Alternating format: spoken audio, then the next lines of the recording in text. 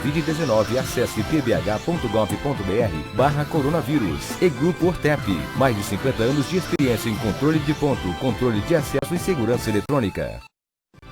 Boa noite. Xingado em manifestações pela reabertura do comércio de Belo Horizonte, o prefeito Alexandre Calil marca a data para decidir.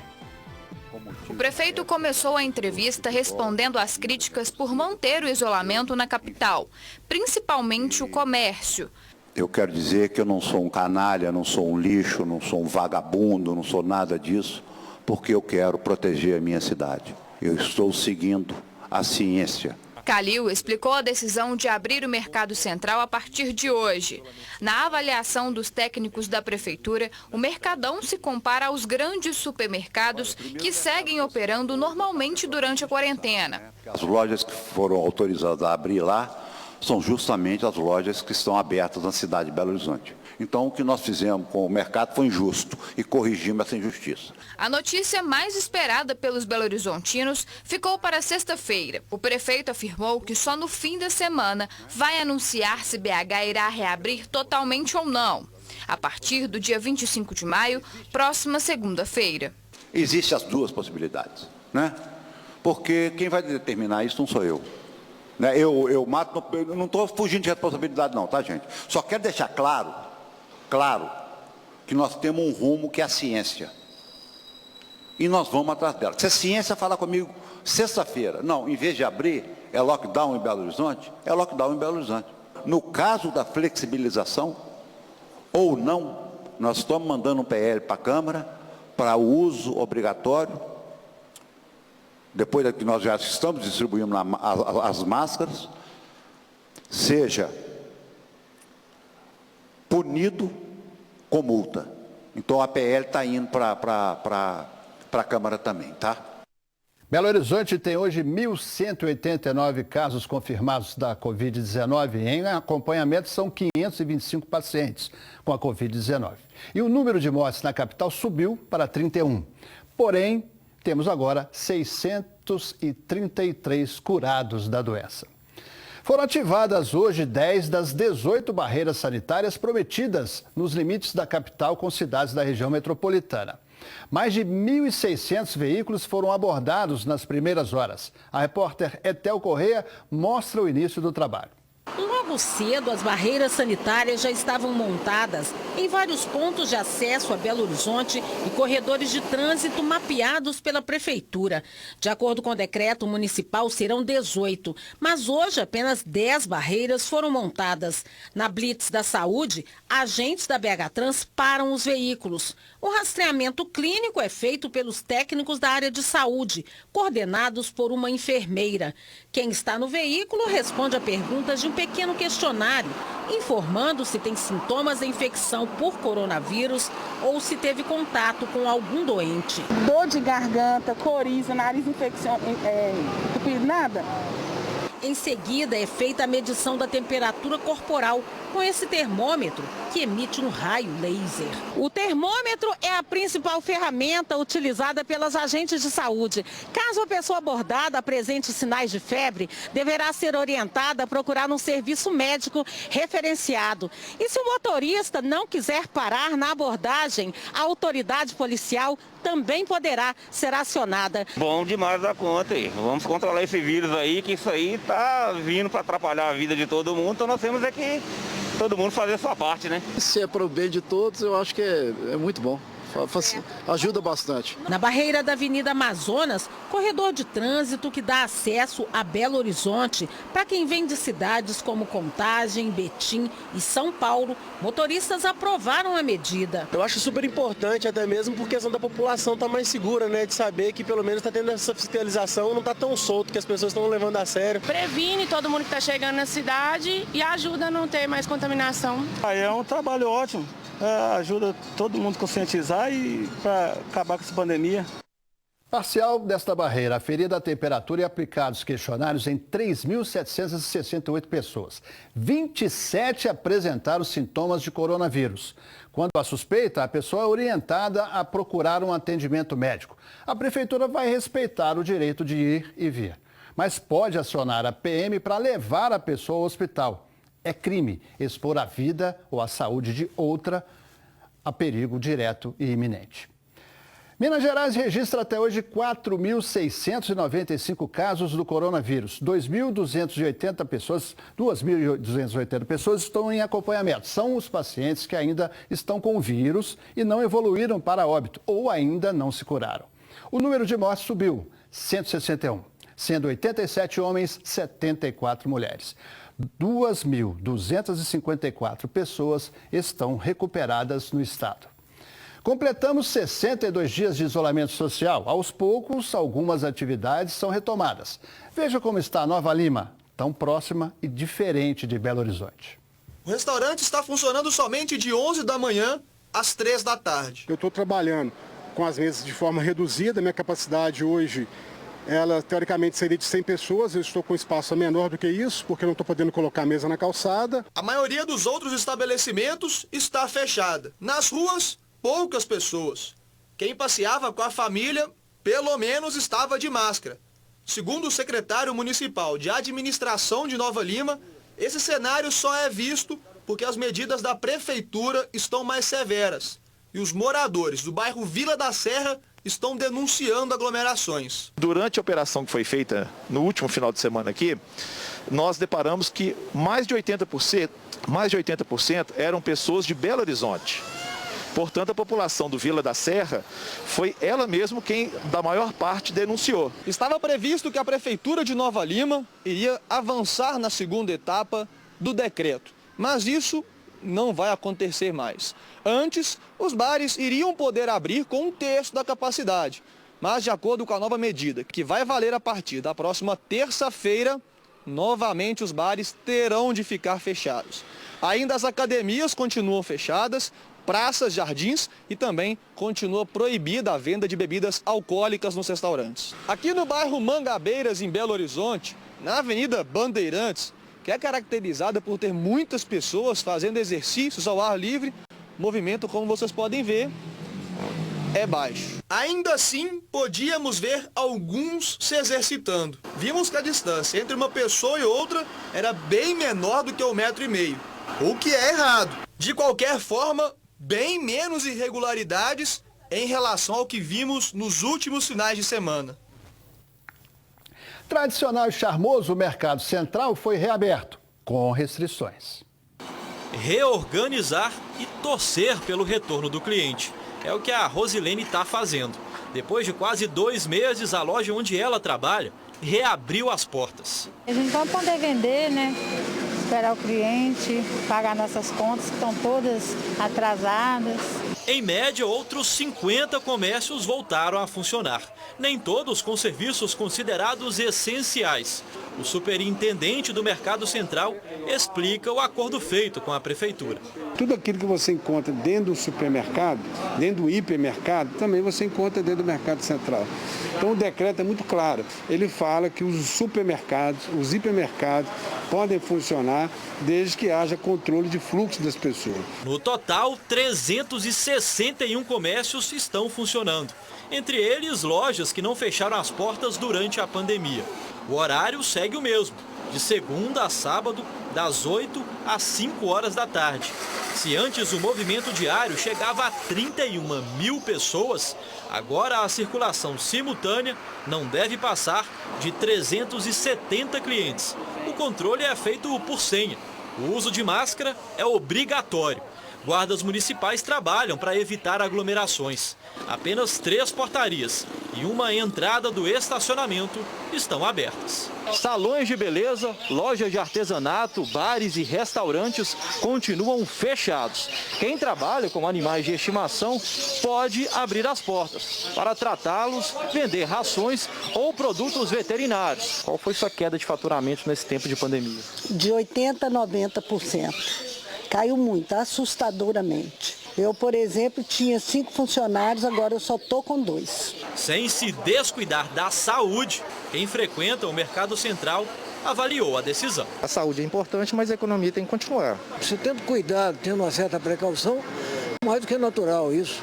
Não é o momento de passear no Mercado Central. Não é o momento. Passear nós vamos ter que deixar para um outro momento. Então, a gente pede os clientes que, porventura, precisam fazer suas compras, venham ao Mercado Central. Aqueles que não precisam, fiquem em casa.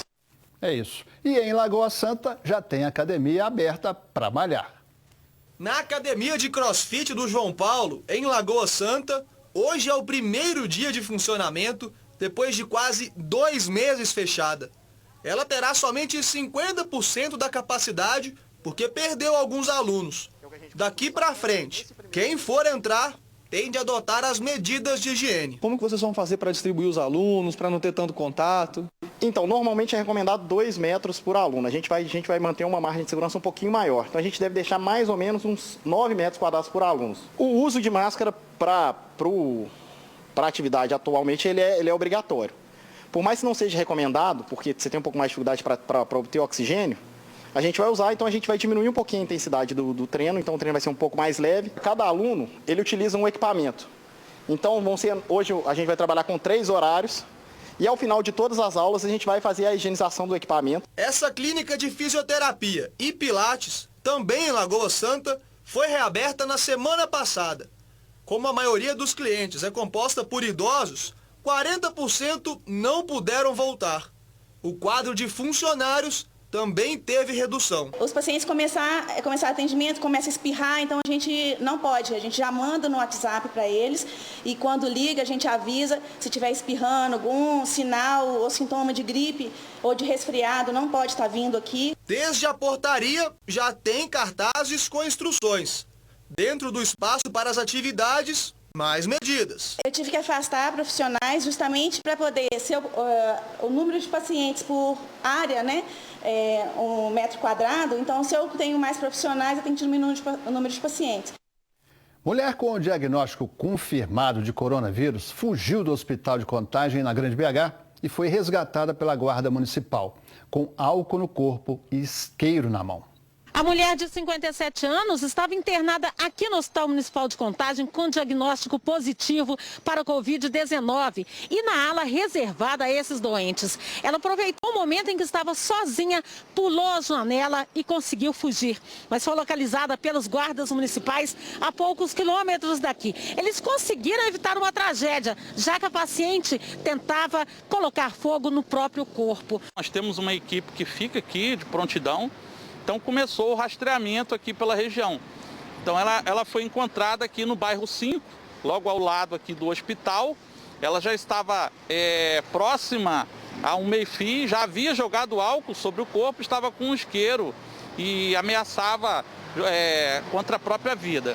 Momento em que os guardas iniciaram um diálogo com ela e numa oportunidade conseguiram então tomar o isqueiro da mão dela e imobilizá-la. Uma ambulância já acompanhava a equipe da guarda e após a mulher ser acalmada, ela foi levada de volta ao hospital. Segundo a Secretaria de Saúde, a paciente continua internada e recebe tratamento por uma equipe multiprofissional. Nosso hospital municipal é referência para o tratamento do Covid-19 na cidade. Nós temos profissionais capacitados aqui, temos leito, temos respiradores, então não há nenhum motivo para que as pessoas que receberem esse diagnóstico entrarem em desespero.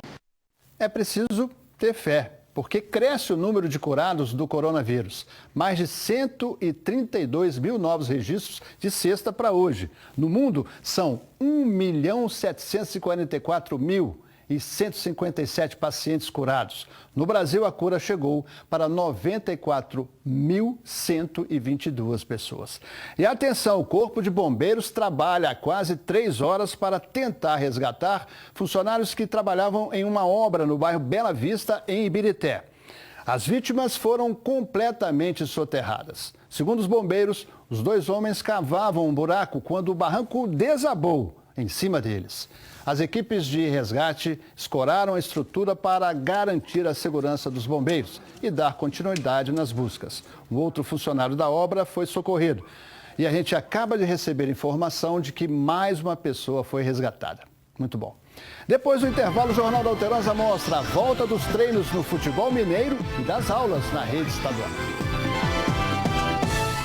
Futebol mineiro começa a voltar, não é isso, Péricles de Souza? Olá, um abraço, minha gente. Olha só, o Cruzeiro entregou hoje ao Ministério Público o relatório elaborado pela empresa de consultoria contratada pelo Conselho Gestor para analisar as contas do clube. O documento tem 600 páginas e registram muitas irregularidades, entre elas o pagamento de contas e comissões indevidas até contratos que ferem a legislação esportiva. Por outro lado, tudo azul com os testes de Covid-19. Funcionários e comissão técnica retornaram às atividades nesta segunda na Toca da Raposa, depois dos exames deles darem negativo. Eles voltaram ao trabalho para começar a preparar a toca para receber os jogadores que hoje passaram por lá para a coleta de material para os testes de identificação da doença ou da possível presença de anticorpos. Se tudo continuar dentro da normalidade, a volta aos treinos acontece depois de amanhã. E o Atlético comunicou no final da tarde de hoje, que os treinamentos da equipe profissional terão início amanhã de manhã na Cidade do Galo. Segundo a assessoria, todos os testes realizados na semana passada apresentaram resultado negativo com relação à presença do novo coronavírus. Então, o Galo vai ser o primeiro a voltar. Já o América iria começar os testes de Covid-19 hoje, mas problemas de logística com o laboratório que fará os exames obrigaram o Coelho a jogar as datas para frente. Então, o novo cronograma ficou assim: amanhã, exames de manhã nos atletas. Na quarta, também pela manhã, exames de sorologia na comissão técnica e demais colaboradores. Eu fecho por hoje, hein? Tchau! E também voltaram as aulas na rede estadual, de um jeito bem diferente. São exibidas na Rede Minas de televisão, com auxílio de um aplicativo no celular e com apostilas. O repórter Pablo Thiago foi acompanhar. O primeiro dia de aula numa casa de uma família teve muitas dúvidas. Na casa de Dona Carla, os 3 filhos estudam na rede estadual. Quando termina as aulas de Pedro, entra o conteúdo para Yara, que acompanha da mesma forma. Ela está no primeiro ano e ela senta para assistir às aulas e aí ela fica vendo coisas que não é da idade dela, da matéria dela, coisas que ela ainda não aprendeu. E a preocupação maior da mãe é com a Laurinha, de apenas 8 anos, que está no 3º ano do ensino fundamental. A Laura me preocupa um pouco mais, porque a escola dela não forneceu horário, nem aula online, nada. A Laura não tem, assim, notícia de quando vai começar as aulas dela. Para esse sistema funcionar, foram criadas 3 ferramentas para o aluno. Uma apostila disponível na internet, um aplicativo que é possível baixar nas plataformas de conteúdo. E o programa de TV Se Liga na Educação, exibido pela Rede Minas. De segunda a sexta, de 7h30 da manhã às 11h15, com conteúdo disciplinar explicado. E de 11h15 da manhã ao 12h30 da tarde, destinado para alunos tirarem suas dúvidas online. Eu confesso que eu estou meio confuso, porque a matéria que eles estão passando aqui é a revisão do que eles passaram no começo do ano, que no caso seria do primeiro ano. Então eles estão passando coisa do primeiro para os alunos do segundo. Então não estou absorvendo muito bem, até porque eu já tinha visto isso no ano passado. 20 minutos para cada série. Então não dá para ter uma aula muito boa com isso. Sobre o tempo das teleaulas, a Secretaria de Educação informou que os 20 minutos para cada disciplina de cada ano foi definido por especialistas que avaliam o tempo como satisfatório para que o aluno acompanhe o conteúdo em frente à televisão com interesse. Para os estudantes do 1º ao 3º ano de ensino fundamental, não haverá teleaulas, mas foram elaborados roteiros de estudos pelo plano de estudo tutorial. As apostilas com as atividades estão disponíveis no site estudeemcasa.educação.mg.gov.br. O material será entregue de forma impressa, de acordo com o cronograma da direção de cada escola. Depois do intervalo, professores de uma creche estão levando tarefas nas casas das crianças.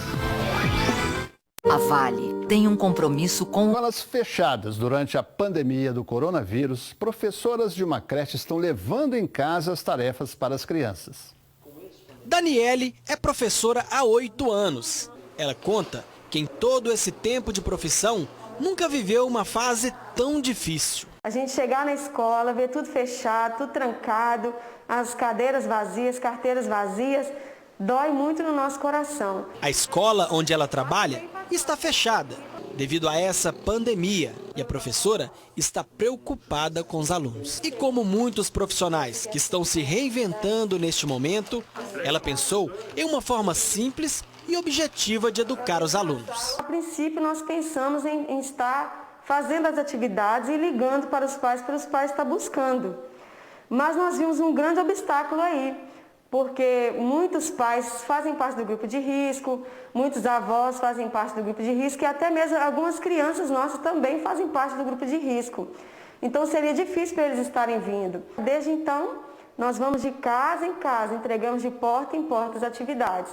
E a rotina de Daniele e outras 2 professoras tem sido essa: preparar a lição de 30 crianças, pois a cada 15 dias elas vão até a casa dessas famílias entregar pessoalmente. Mas o deslocamento tem que ser feito de carro, porque essa equipe aí, ó, vai rodar mais de 29 quilômetros.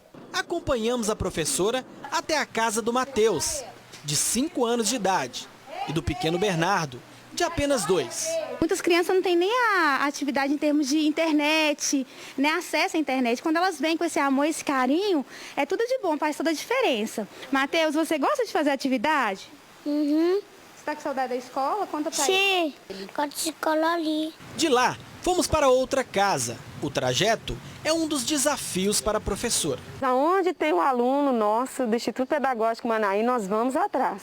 Seja estrada de chão, seja asfalto, seja onde for, nós iremos. Está sendo muito importante. A Manuela gosta bastante da escolinha. Aí as atividades vêm em casa e ela fica bem interessada, gosta bastante. Então é muito importante para a família, né? Tá fazendo aí, participando junto com a escolinha.